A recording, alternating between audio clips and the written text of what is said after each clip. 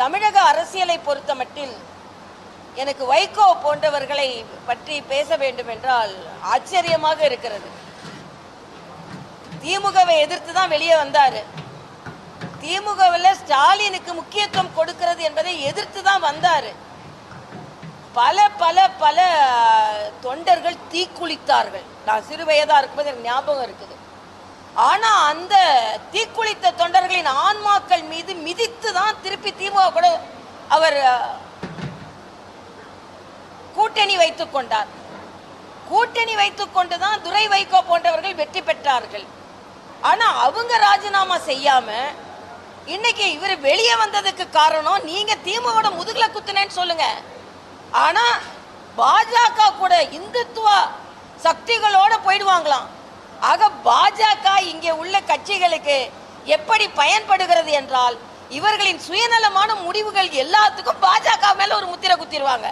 வைகோ முதுகுல குத்தி போறதுக்கு மிக மிக பிரபலமானவர்.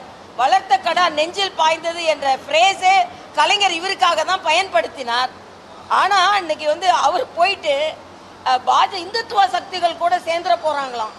ஆக நீங்க எடுக்கின்ற எல்லா சுயநல முடிவுக்கும் பாஜகவை குறை சொல்வதை நான் வன்மையாக கண்டிக்கிறேன். கம்யூனிஸ்டுகள் என்ன பதவி ஆசையில போய் தாவேகா கூட சேர்ந்துட்டு இவங்க கவர்னர் ஆட்சி கொண்டு வர முயற்சி செஞ்சாங்க. அதனால நாங்க அங்க போய் சேர்ந்துட்டோம்.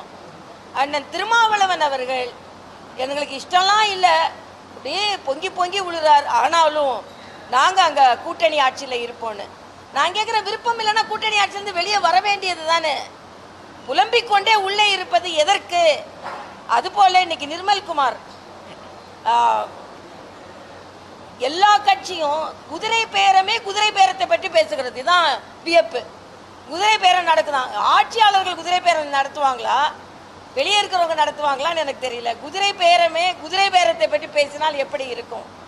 திமுக ஒருவேளை சில நடவடிக்கைகளில் எடுத்தால் அதை வன்மையாக கண்டிக்கத்தக்கது. நாங்கள் திமுகவையும் தாவேகாவையும் ஒரே மாதிரி தான் நாங்கள் எதிர்ப்போம்.